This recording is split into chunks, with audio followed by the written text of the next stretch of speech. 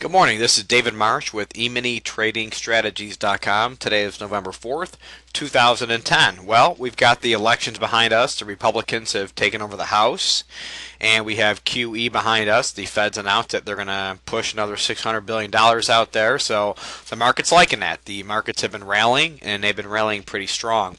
Now, as I mentioned, I believe Monday, I am out of town, so I am not trading today, so I just simply took some screenshots of the trades that we had. We did have a one and done EET. This is a long EET just after the opening bell. Okay, it was only risking about 3 ticks and kind of went sideways. Now, why do we take this EET? Well, let me kind of go over here to chart 1 here, and you'll see we opened up in no zone. And what no zone is that's when we avoid normal system entries. And this is pre-market over here. This is the opening bell. And when we have no zone, we expect the market to move sideways. And that's exactly what it did. So we grab the EET as it works well in sideways action. Okay, and that's exactly what we had. So it made a quick 4 ticks. If you're trying to get a little more off of it, you definitely got that. So it was a one and done day. But if you were to continue, a couple things I want to point out. We came out of no zone.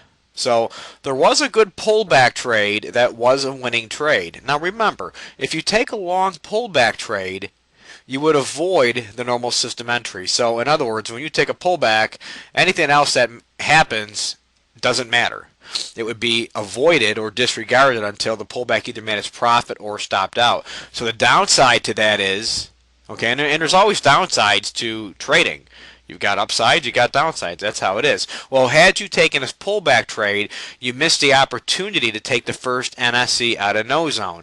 But if you did take the pullback trade, it worked out good because it was a winner. Okay? Now, the first NSE out of no zone was a loser. And I also say in my training that the first NSE coming out of no zone is a high probability trade, which it is. It just didn't happen to win on this time. Right? Doesn't win 100% of the time.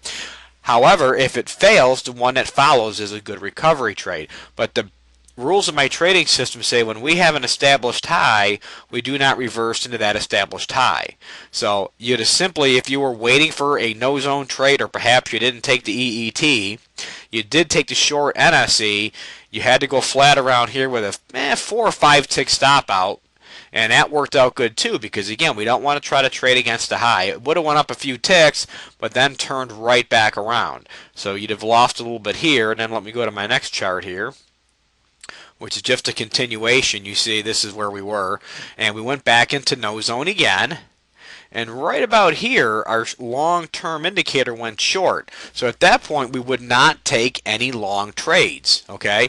Now, bear in mind we're in no zone, so that first NSE out of no zone would be invalid if the long-term chart was still in play at that time. So the trade to make right here would be the pullback short trade, which was a nice winner. Well, maybe you got that, maybe you didn't.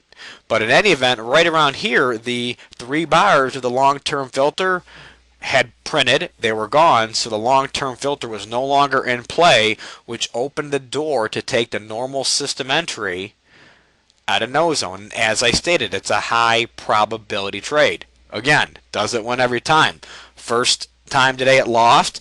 Second time today it won, and it won very handsomely. So if for some reason you missed that EET and you took the first trade out of no zone, you lost, you recovered and made your profit on this one trade here. So still a really good day, one and done for most. Or if you missed the EET, you got your recovery trade and profit trade, and you were still done trading by 10:15 in the morning. So again, I'll be out of town for the rest of the week. I will try to do a video again tomorrow. If not, I'll try to catch up on one over the weekend. So thanks for watching, and we'll see you when we can.